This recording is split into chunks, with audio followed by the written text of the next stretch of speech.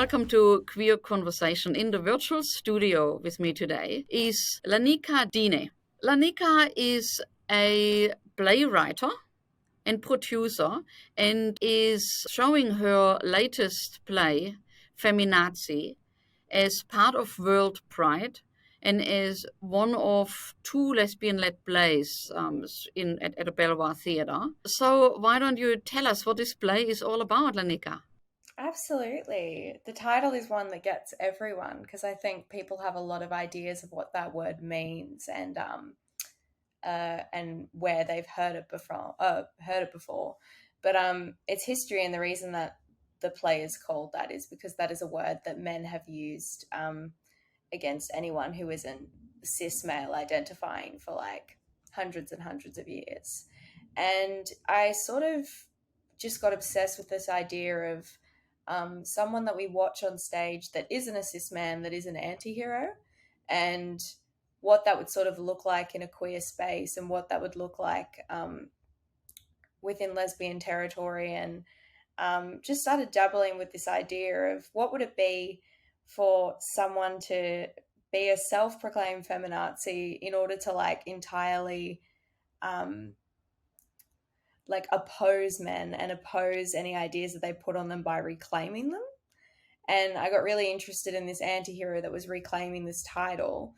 And the whole play just sort of like sprawled from there, being about what would this sort of person who calls themselves a feminazi do and what actually is their journey that's come to them having this sort of idea. And then when we got into the nitty-gritty of the play, it's very much set in the internet. So all of it's from the perspective of Zan, who is the self-proclaimed feminazi within their algorithm within the internet. So they're calling all the shots in the play.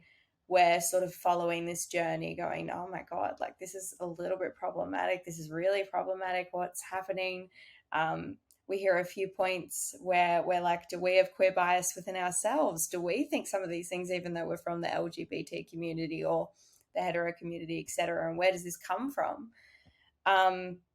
Before we're actually met with like the real meaning of the play, which is that it's actually a gender crisis and it's all perpetrated by not feeling right in their queerness and not feeling valid within their idea of being like women are everything and I'm this self-proclaimed feminazi who's setting out to kill all men to save all women, that sort of thing, and realizing that they don't really identify with the idea of femininity or womanhood that they supposedly encourage and support.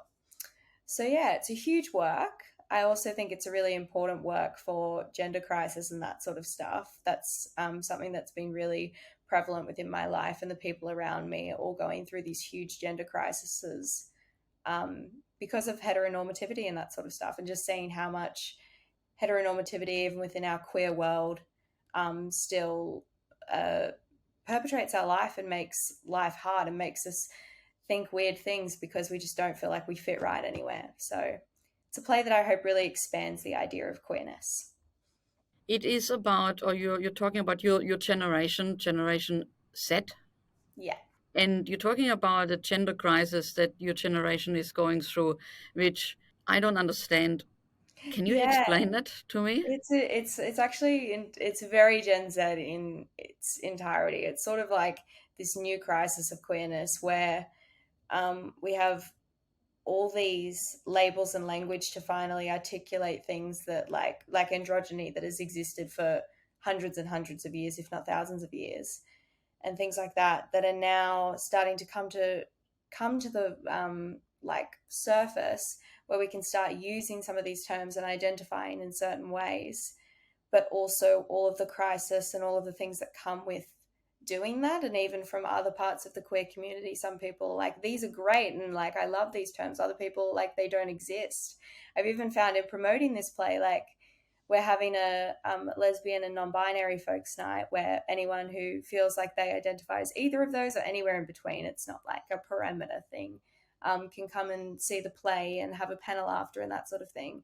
And even in advertising that, I've had a few people who identify as lesbians be like, non-binary people, who are they? They're not allowed to like be in our space.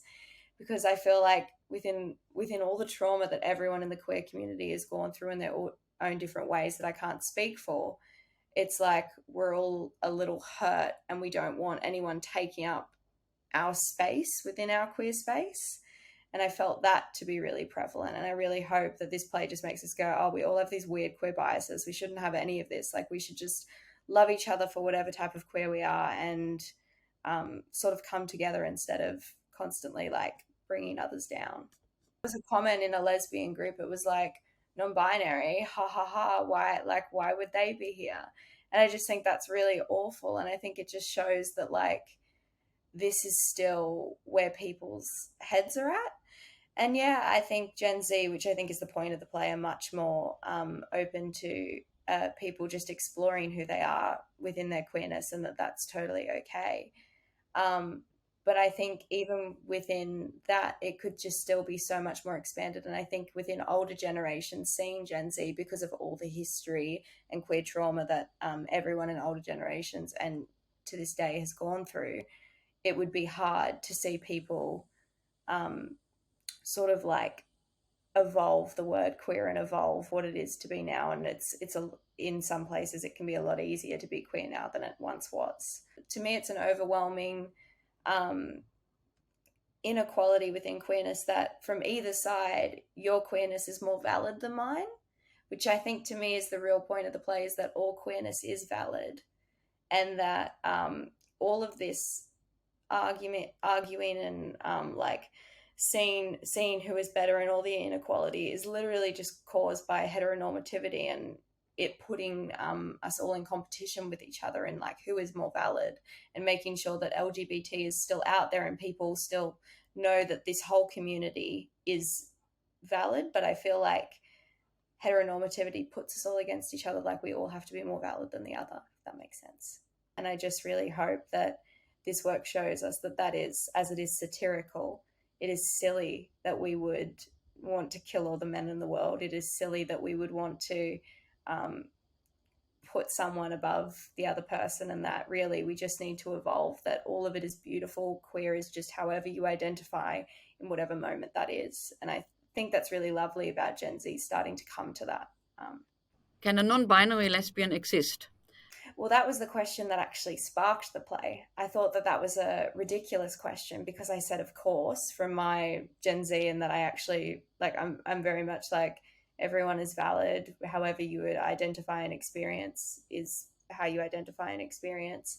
But I couldn't believe the responses from other queer people, and also a lot of heteronormativity people. This play is not a play to put queer people down. It's to put heteronormativity people down for making queer people have to fight against each other. But I couldn't believe in that post how many people said, no, that doesn't work, because if you're a lesbian, then you're only dedicated to women. But then we get into this bigger discussion of what is it to be a woman? Does that mean it's to be cis?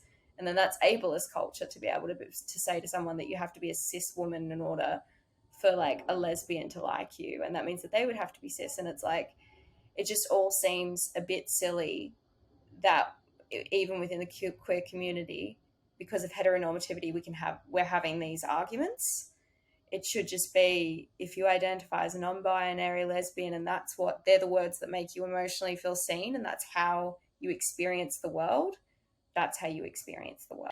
And you said before, is there a panel after each play, or is it on a particular day? So there's a queer youth and queer parent night, where it's a night where there is a panel afterwards that's presented by Wear It Purple and Rainbow Families. And it's a panel of all the queer things you wish you could ask the younger generation versus like an older generation or a parent. And it's supposed to be an event where queer people of like both generations can speak to what they wish the other generation knew, and speak to more about different things that we just don't get to talk about with other queer people. And then there is another panel that is on the lesbian and non-binary folks night. And that panel is presented by N Queer. And it is a panel on what is the meaning of lesbian now, which I just think is a huge question after this play. And we also have the Drag Kings Australia, who will be greeting guests, taking photos with them, and just doing some amazing drag king performance art, because when do we get to see drag kings? Never. So it's really nice to be able to include a bunch of other different people in this to make it more about community and make it more about conversations and starting them from this play. Fantastic. And who is performing? Is it a one-woman show? It is it's a one-person show with a secondary person, which sounds very silly, but it is mainly a one-person show. And it is performed by an actor called Ziggy Resnick and another actor called Shane DeGroot. You know what? I really love the panels, and I really love that you put on an intergenerational panel, because those intergenerational discussions are so super important for our community. And Absolutely. I don't know if there is much out there throughout World Pride on There isn't. there isn't. So, if anybody is interested in that topic, make sure to check out Laneikka's play. Absolutely. Queer Youth and Queer Parent Night. Come to that and talk. Do you know the dates, or people can just look it Yes. up on?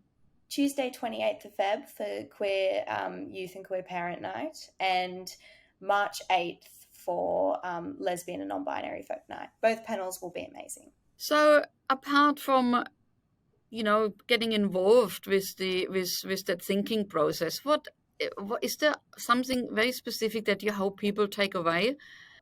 I really hope it just starts conversation on what does it mean to be queer now.